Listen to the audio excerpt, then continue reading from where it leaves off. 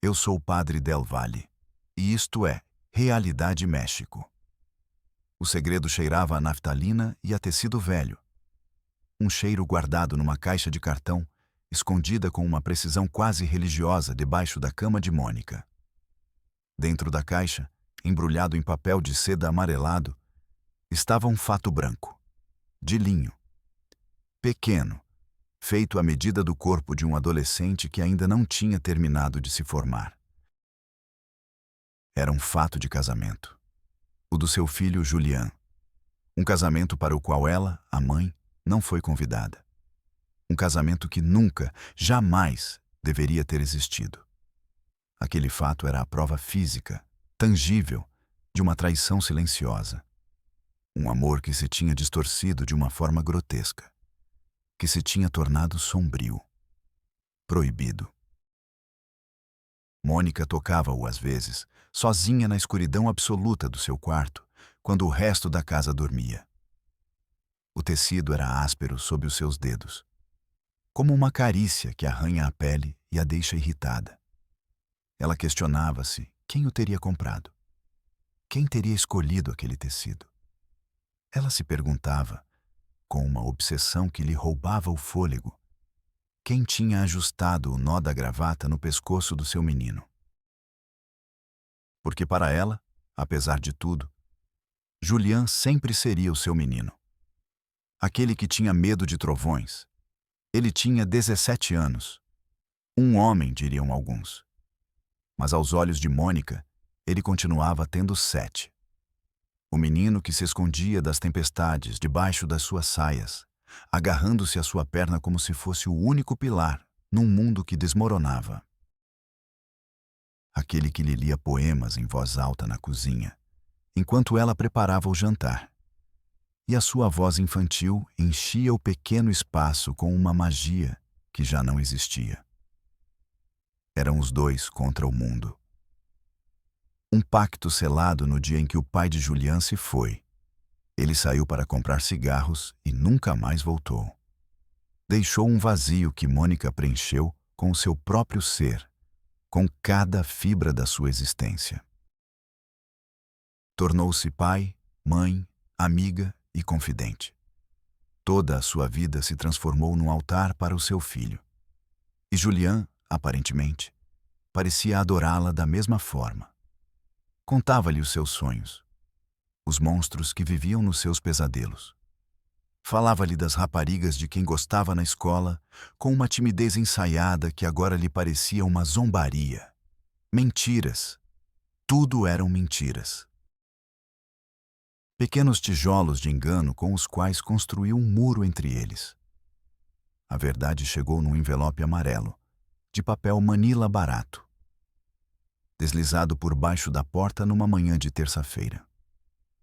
Mônica lembrava-se do cheiro do café acabado de fazer. O sol a entrar pela janela da cozinha, desenhando um retângulo de luz no chão. Um dia normal, o último dia normal da sua vida. O envelope parecia pesado na sua mão, demasiado pesado. Dentro não havia uma carta, não havia uma ameaça, apenas uma fotografia, papel brilhante, de alta qualidade. Mostrava Julian, o seu Julian, com o fato branco que agora dormia debaixo da cama como um cadáver. Ele sorria. Um sorriso largo, estranho, que não chegava aos olhos. Os seus olhos brilhavam com uma felicidade que ela, a sua mãe, nunca tinha visto. Uma felicidade estranha. Ao seu lado, uma mulher. Não era uma rapariga da sua idade. Não era uma colega da escola. Era uma mulher de 40 e poucos anos, talvez 50. Com cabelo loiro platinado e pele tão esticada pela cirurgia que parecia prestes a rachar. A mulher abraçava-o pela cintura com uma familiaridade predatória. A sua mão, coberta de anéis caros, repousava sobre a barriga lisa de Julian, como se reivindicasse uma propriedade, como uma bandeira fincada num território conquistado. No verso da foto, uma frase escrita com uma caligrafia elegante e feminina, afiada como uma estilete. Agora é meu. Para sempre. O ar saiu dos pulmões de Mônica numa expiração silenciosa. Sentiu um frio gelado subir pela coluna vertebral, uma cãibra violenta no estômago. O sabor metálico do medo, inconfundível, inundou-lhe a boca. Olhou para a foto repetidamente, à procura de um erro, uma piada de mau gosto, uma montagem. Mas a felicidade do seu filho naquela imagem era inegável, era real. E essa realidade estava a partir-lhe o coração. O seu filho tinha se casado, em segredo, com uma estranha que poderia ser sua mãe. O universo de Mônica, aquele pequeno e seguro universo que ela tinha construído com as próprias mãos para proteger o seu filho, acabara de implodir. Esta não é uma história de amor, é a autópsia de um.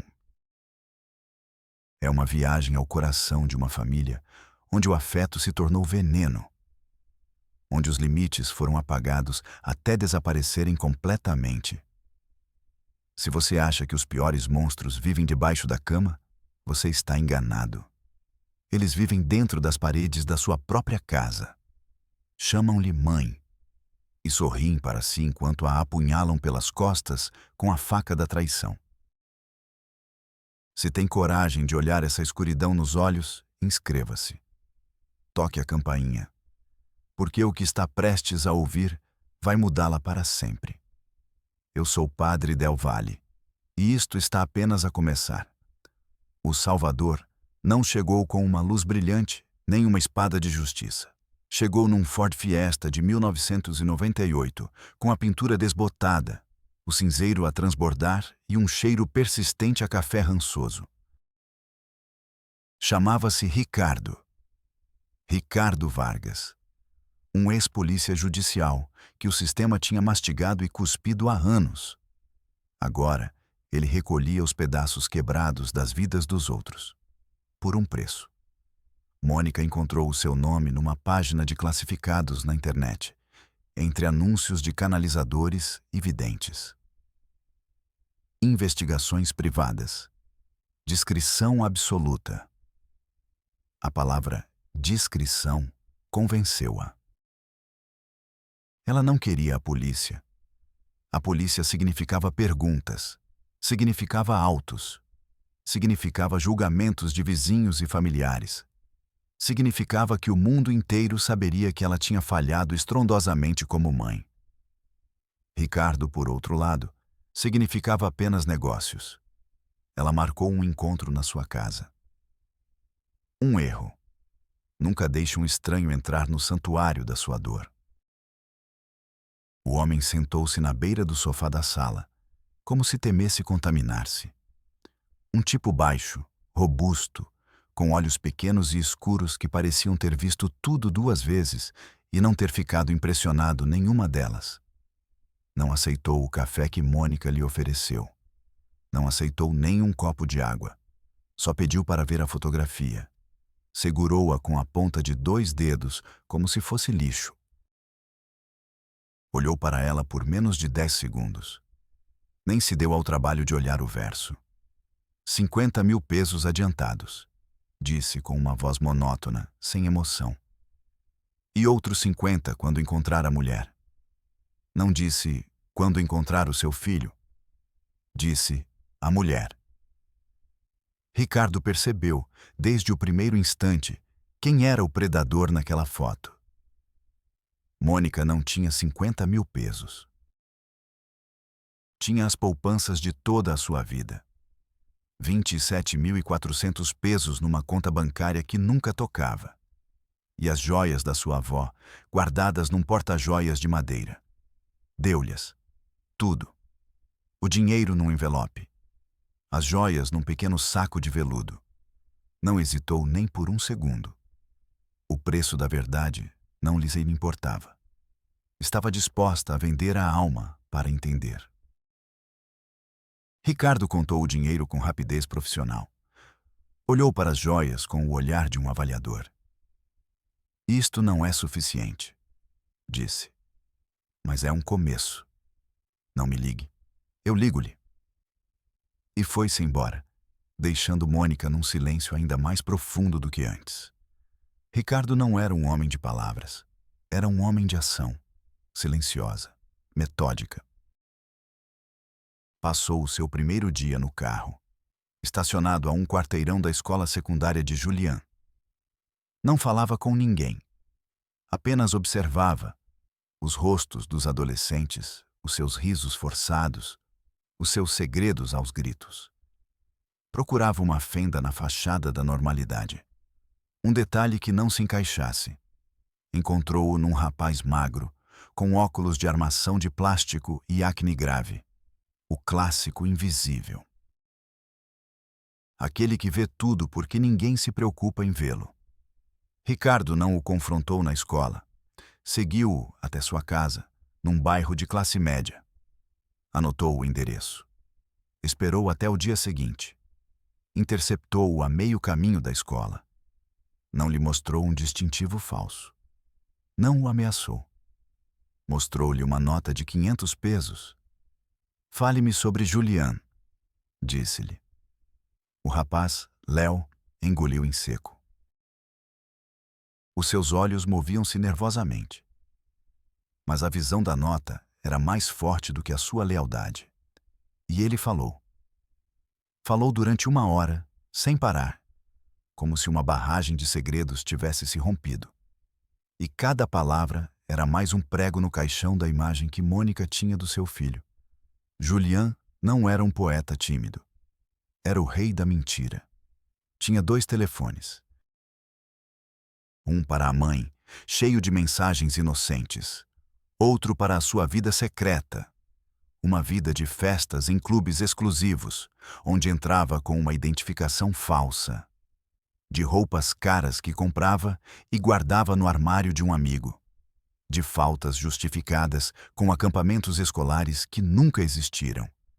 Léo contou, com uma mistura de inveja e medo, como Julian conheceu a loira, Isabela. Era esse o nome dela.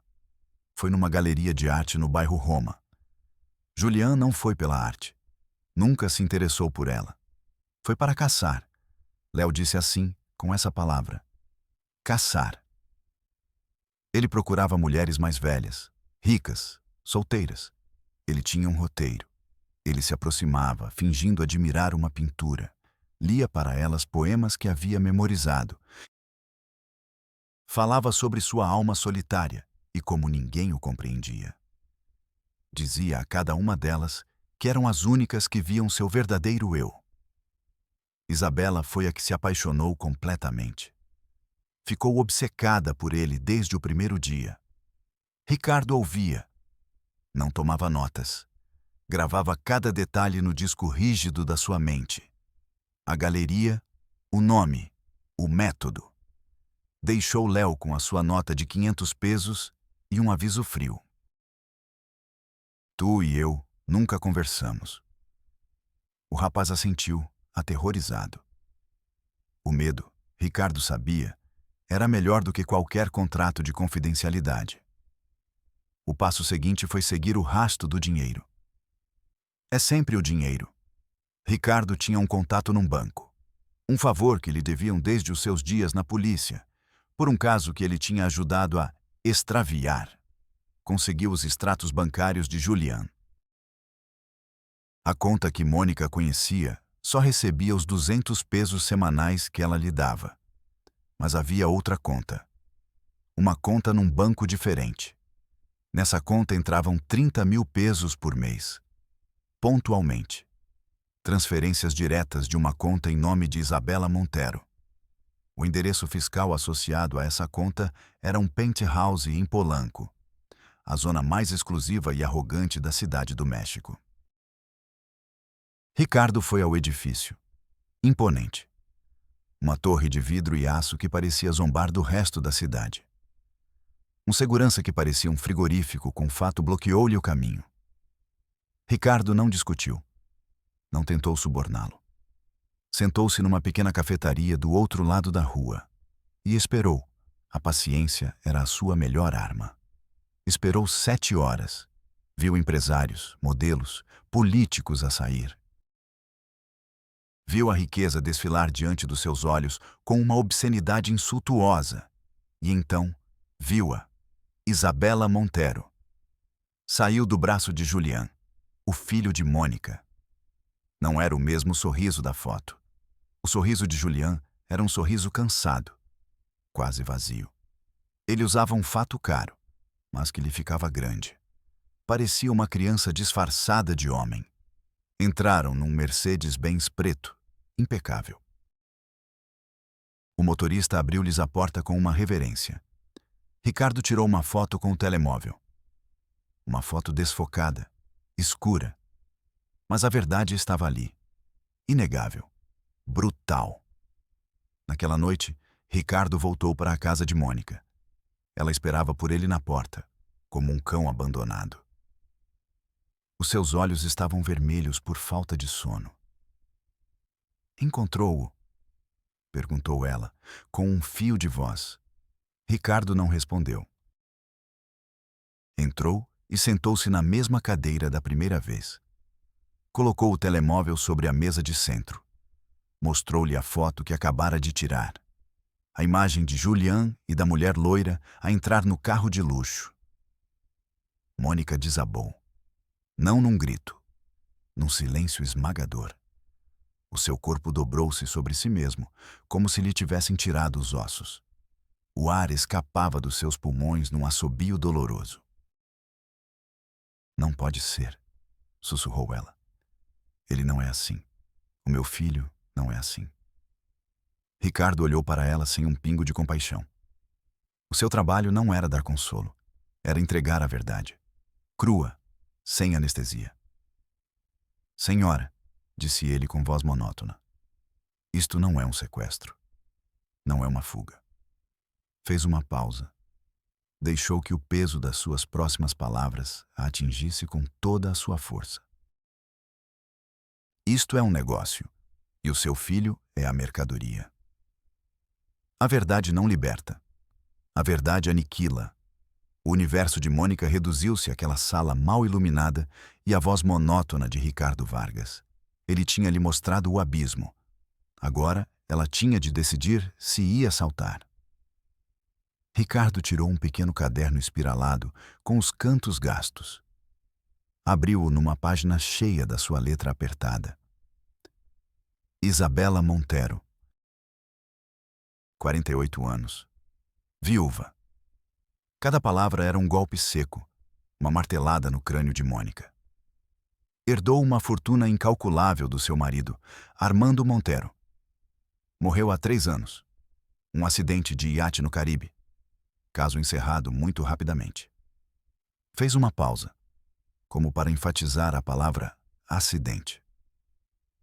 Setor imobiliário, centros comerciais, edifícios de escritórios, sem filhos. Nunca conseguiu tê-los. Histórico de relacionamentos com homens muito mais jovens. Um padrão claro. Ricardo passava as páginas lentamente. Um ator de telenovelas de 22 anos. Durou 6 meses. Um modelo argentino de 19 anos. Durou 1 ano. Um artista plástico de 21 anos. Esse durou um pouco mais. Ela paga tudo a todos. Roupas, carros, apartamentos, viagens pelo mundo. Em troca de exclusividade, de submissão, de controlo absoluto. Ricardo fechou o caderno. O som foi definitivo, como o de uma cela que se fecha para sempre. O seu filho não é a primeira vítima, senhora, e provavelmente não será a última. O olhar de Ricardo era duro, mas pela primeira vez, Mônica creu ver algo mais. Um traço de pena? Ou era apenas o reflexo da lâmpada nos seus olhos escuros? Ela consome-os, continuou ele. Ela espreme a juventude, a energia deles. E quando se aborrece, quando deixam de ser uma novidade, ela descarta-os. Fez um gesto com a mão, como se espantasse uma mosca. Como um brinquedo partido.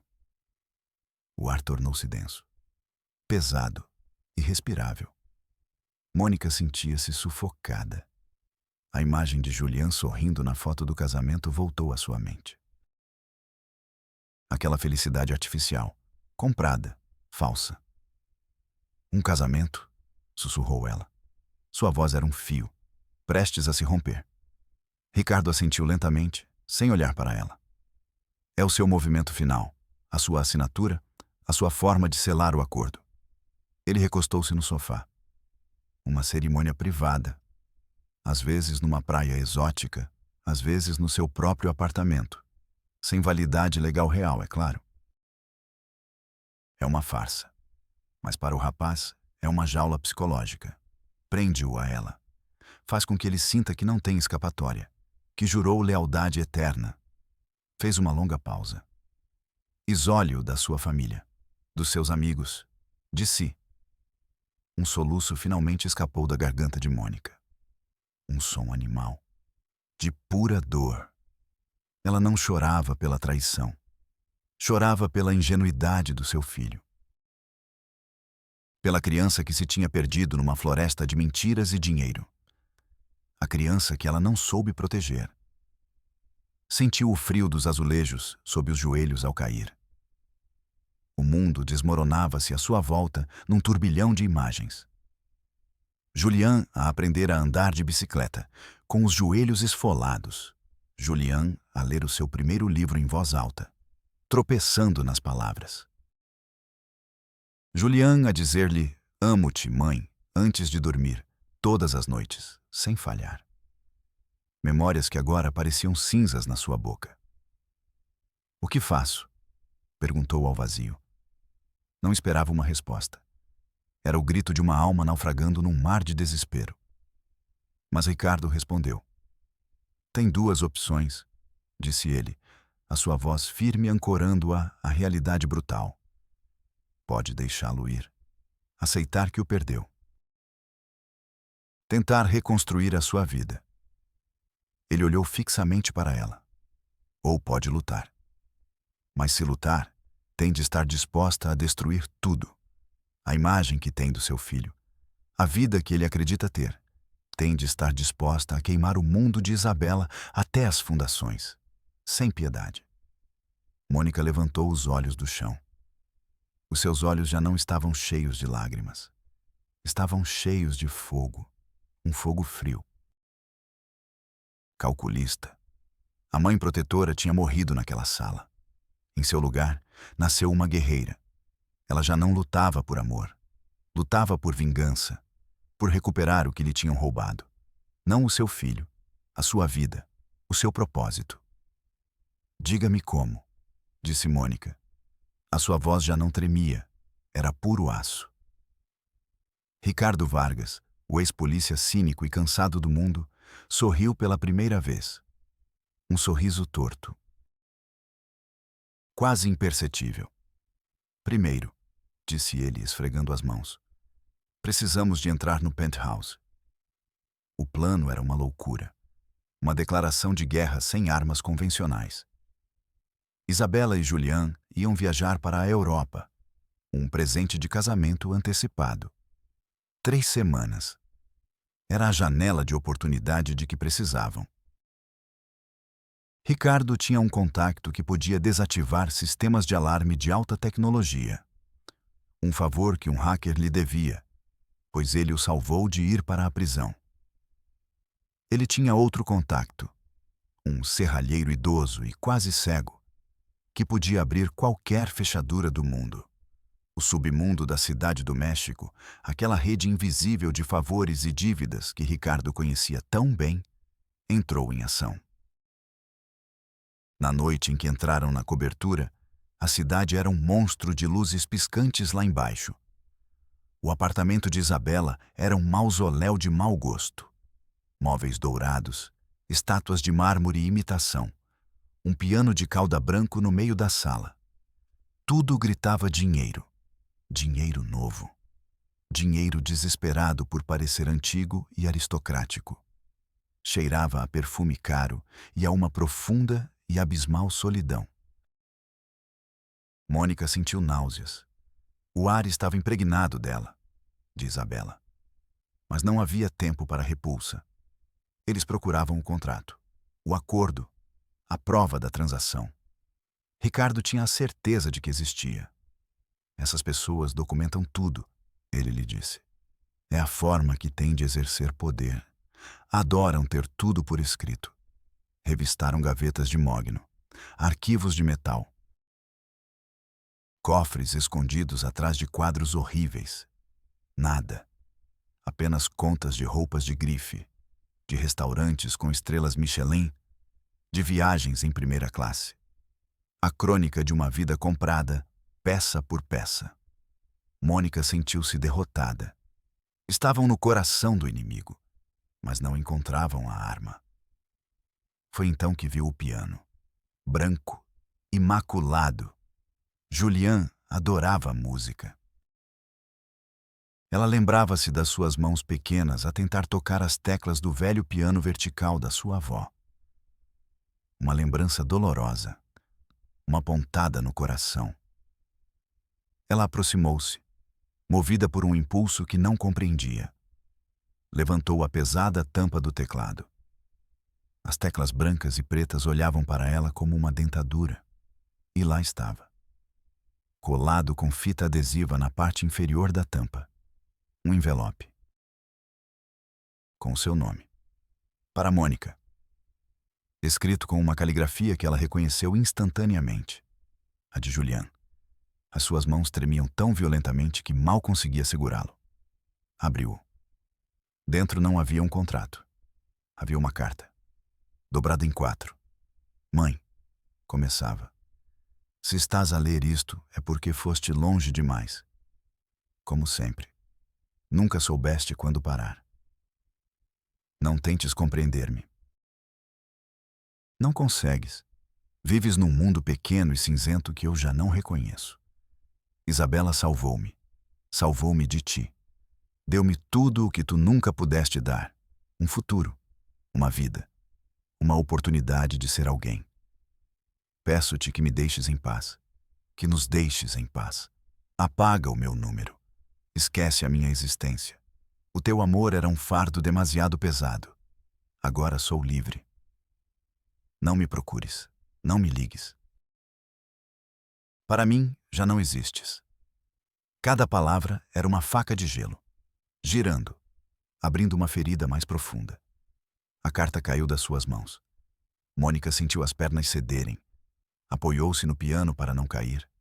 Um frio intenso, desumano, percorreu-a. O frio da morte. A morte da esperança. A morte do seu amor. O seu filho não era uma vítima. Era um cúmplice. Um participante voluntário na sua própria venda. O horror não era que o tivessem levado. O horror era que ele tinha partido por sua própria vontade. E a tinha apagado da sua vida como se fosse um erro num papel. No silêncio do luxuoso apartamento, Mônica partiu-se. Em 1000 pedaços. Irreparáveis. A pré-história desta tragédia não foi escrita com tinta. Foi escrita com ausências, com silêncios. Com o eco de uma porta que se fecha para nunca mais se abrir. O pai de Julián era um fantasma. Uma sombra que desapareceu numa manhã de terça-feira. Deixou para trás uma chávena de café meio bebida sobre a mesa da cozinha e o cheiro de cigarro barato impregnado nas cortinas. E um vazio.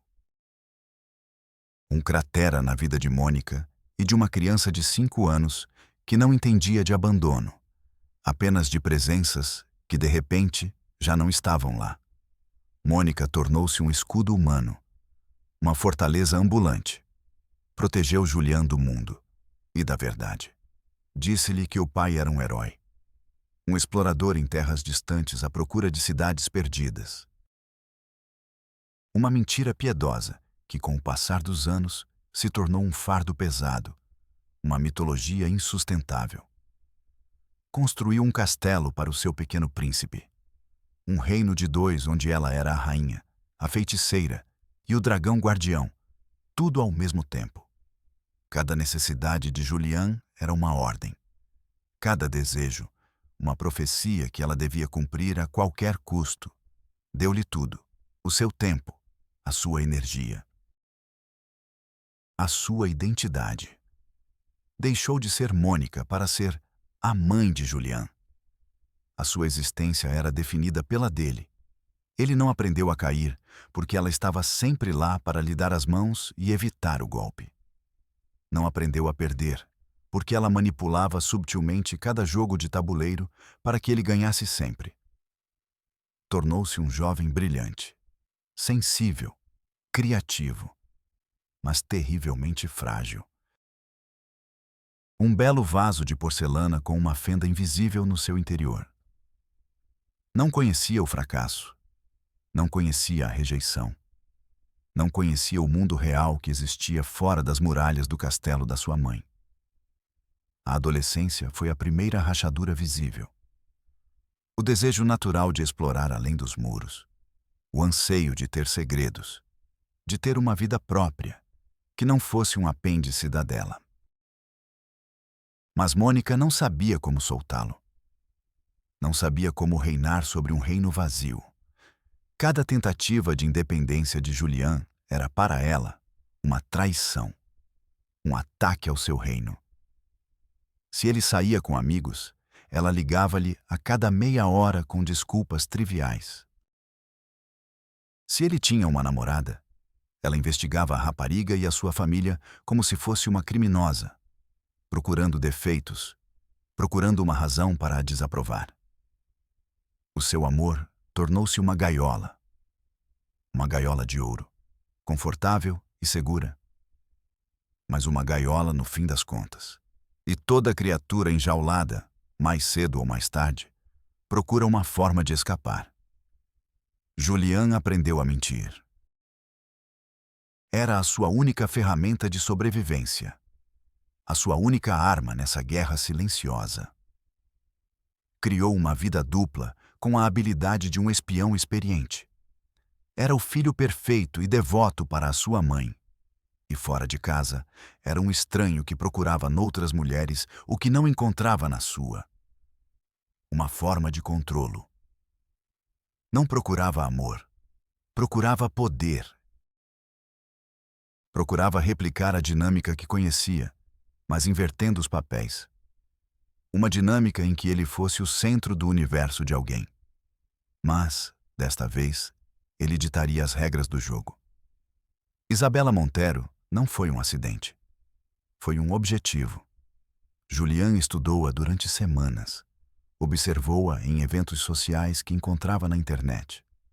Aprendeu os seus gostos, o seu perfume, os lugares que frequentava.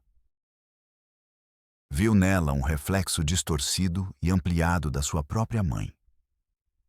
Uma mulher poderosa e controladora que precisava desesperadamente de um objeto para o seu afeto. Ele se ofereceu para esse papel. Tornou-se o filho que ela nunca teve.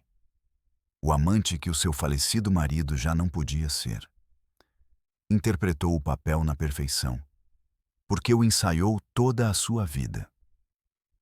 O casamento foi ideia de Isabela. O culminar da sua fantasia de posse. O ato final. Julian aceitou sem hesitar. A cerimônia secreta não era uma declaração de amor por ela. Era uma declaração de guerra contra a sua mãe. Era a forma mais cruel e definitiva de cortar o cordão umbilical. De destruir o castelo que ela tinha construído para ele. A carta que deixou debaixo da tampa do piano não foi um impulso do momento. Foi um ato premeditado, calculado com uma frieza que gelava o sangue. Cada palavra foi escolhida para causar o máximo de dor possível. Para garantir que Mônica compreendesse que o reino dos dois tinha sido destruído para sempre e que ele, Julian, o seu príncipe, tinha ateado o fogo. O menino frágil tinha se transformado num monstro. Um monstro criado por um amor que não soube estabelecer limites. Um amor que, em seu desesperado desejo de proteger, acabou destruindo o que mais amava. A intervenção foi um desastre. Um choque de comboios em câmera lenta. Mônica, armada com a verdade de Ricardo e o coração despedaçado, confrontou o filho. Não o fez em sua casa. Não no penthouse de Isabela. Escolheu um terreno neutro. Um café anônimo e barulhento no centro da cidade. Um lugar sem memórias, sem fantasmas. Julian chegou atrasado. 20 minutos atrasado.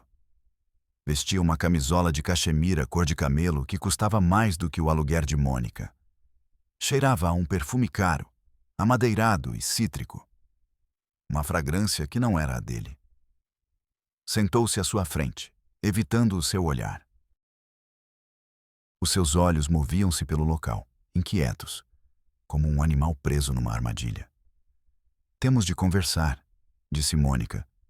A sua voz surpreendentemente firme. Ela tinha ensaiado diante do espelho durante horas. Não temos nada para conversar, respondeu ele. O seu tom, frio, distante, o tom de um estranho. Mônica colocou a carta sobre a mesa, a que encontrou no piano, a que lhe partiu o coração. Julian olhou para ela. Não havia surpresa no seu rosto. Não havia culpa. Apenas um lampejo de profundo aborrecimento. Eu disse-te para não me procurares. A sua voz era um sibilo. És meu filho, replicou Mônica. O desespero começava a transparecer na sua voz, a quebrar a armadura que ele tinha construído. Aquela mulher está a usar-te. Está a destruir-te. Julian soltou uma risada. Uma risada curta, amarga, cruel. A usar-me? Estás a falar a sério? Ele inclinou-se sobre a mesa. O seu rosto, antes angelical, era agora uma máscara de desprezo. Isabela deu-me uma vida, a vida que tu nunca me pudeste dar. Fez um gesto de desprezo. E tu? O que me deste? Um apartamento de 2 quartos num bairro miserável. Roupas em segunda mão que cheiravam a outras pessoas. Um futuro tão cinzento e aborrecido como os teus vestidos. Cada palavra era um golpe físico. Mônica sentia falta de ar. Eu dei-te a minha vida, sussurrou ela, como um último argumento. E nunca te pedi isso, gritou ele. As pessoas nas mesas próximas viraram-se para olhar para eles. Julian não se importou. Estava no seu elemento. O drama. O poder. O teu amor era uma prisão, mãe. Uma gaiola. Sempre que eu tentava respirar, tu sufocavas-me. A sua voz baixou, tornando-se mais venenosa. Isabela libertou-me. Mostrou-me o mundo. Deu-me poder. Algo que tu, com o teu amor de mártir e os teus sacrifícios baratos, nunca compreenderás. Mônica ficou sem palavras. O menino que ela tinha protegido do mundo agora usava esse mesmo mundo como uma arma contra ela. Ele olhava para ela com ódio. Um ódio profundo, antigo. O ódio de um prisioneiro pelo seu carcereiro. Naquele momento, Mônica compreendeu. Ela não podia salvá-lo. Porque ele não queria ser salvo. Ele tinha escolhido a sua gaiola dourada. Levantou-se da mesa, deixando a carta ali. Adeus, mãe, disse ele. E foi-se, sem olhar para trás. O sistema foi a próxima barreira contra a qual ela se chocou. Com Ricardo ao seu lado, Mônica apresentou uma queixa formal na Procuradoria Especializada. Corrupção de menores, manipulação psicológica, abuso. Apresentaram as provas, os extratos bancários, as fotografias, o depoimento gravado de Léo, o rapaz do ensino médio. Construíram um caso sólido, impecável, segundo Ricardo. A primeira audiência foi num tribunal de família. Um edifício cinzento, com cheiro a desinfetante e desesperança. Isabela chegou com um exército de 3 advogados. Homens caros, com fatos impecáveis e sorrisos de tubarão. Julian estava ao seu lado, pálido, como mais um acessório. O advogado principal de Isabela destruiu o caso em menos de 1 hora. A sua voz era suave, quase sedutora. Argumentou que Julián era um jovem excepcionalmente maduro para a sua idade, que a relação era profundamente consensual e baseada em amor mútuo, que Mônica era uma mãe possessiva, controladora e com um histórico de desequilíbrio emocional. Apresentou um psicólogo comprado que testemunhou que Julián mostrava sinais de ter sofrido alienação parental. Ele pintou Julián como a vítima, mas a vítima da sua mãe, não de Isabela. O juiz, um homem com um olhar cansado e um bigode manchado de café, ouvia com um tédio palpável. Ele lia os documentos sem interesse, virando as páginas com desânimo. Senhora Mendoza, disse ele finalmente, dirigindo-se a Mônica com condescendência. O seu filho é legalmente menor de idade, sim, mas está há meses de completar 18 anos. Ele declara aqui, sob juramento, que está com a senhora Montero por sua própria e livre vontade. O juiz suspirou, como se a dor de Mônica fosse um incômodo burocrático em seu dia agitado. Não vejo evidência de crime aqui. Vejo um conflito familiar muito infeliz.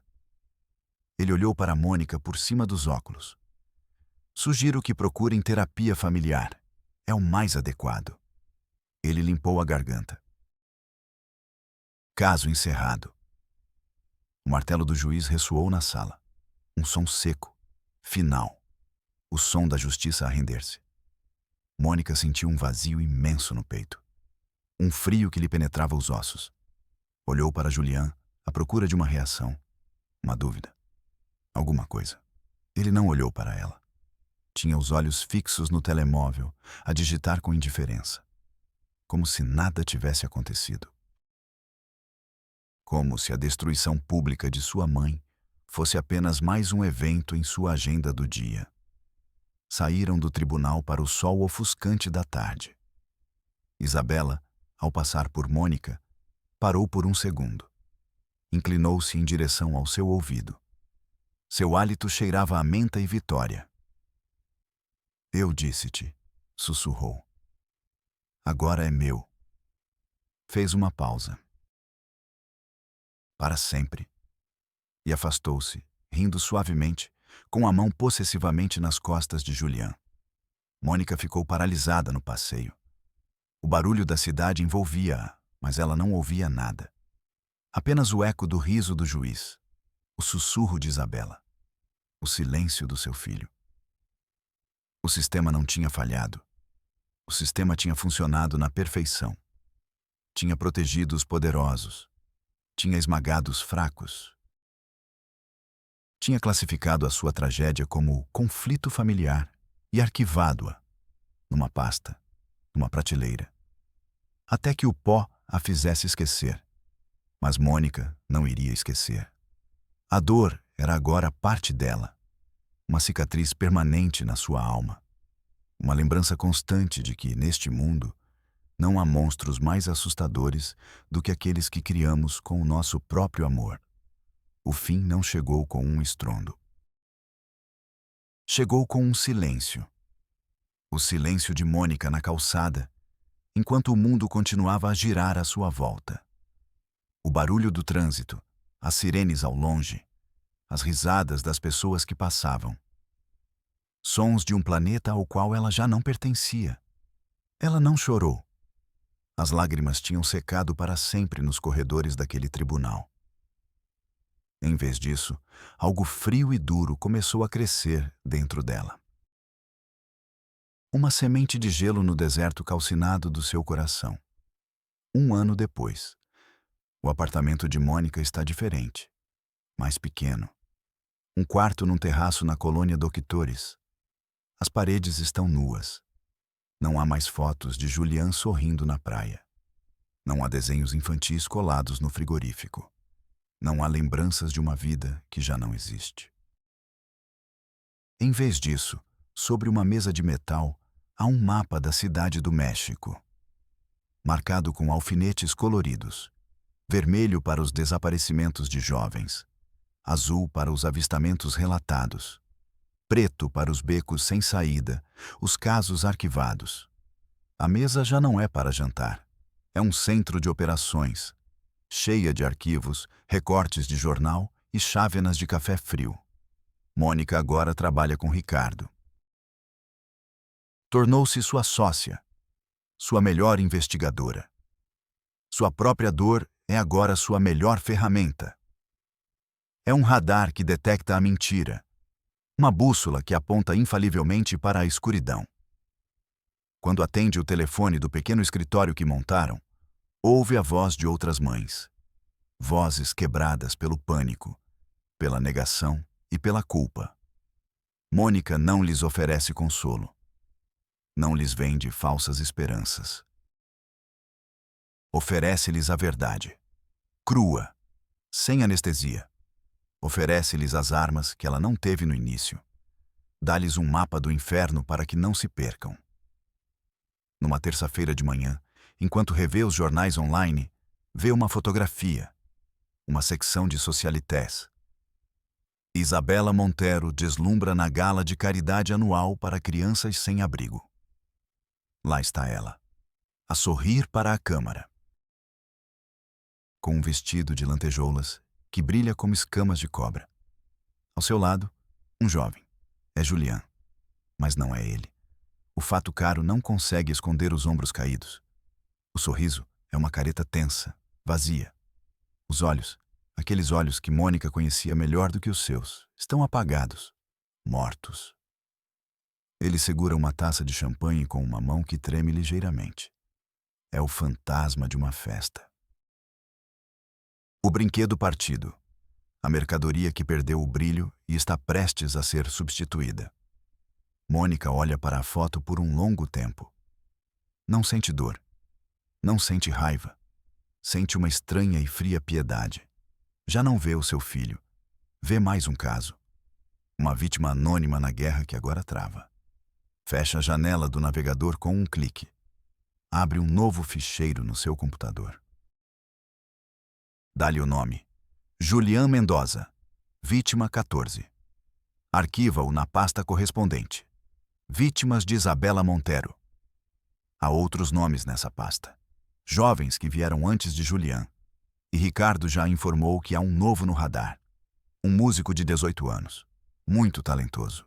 Muito ingênuo. Mônica perdeu o seu filho. Não o perdeu num sequestro, mas num sistema de valores corrupto. Um mundo que recompensa a ambição e castiga a inocência. Mas nas ruínas da sua vida, encontrou uma nova missão. Já não é uma mãe à procura do seu filho, é uma caçadora. E na selva de asfalto, há muitos predadores para caçar. O amor pelo seu filho não morreu. Transformou-se no combustível frio e eficiente para uma guerra que se trava nas sombras.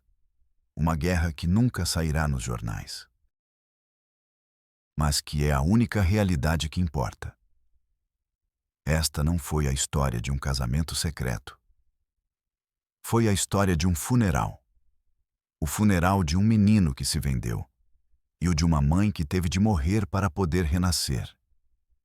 Sou Padre Del Valle e nos vemos na próxima Realidade México.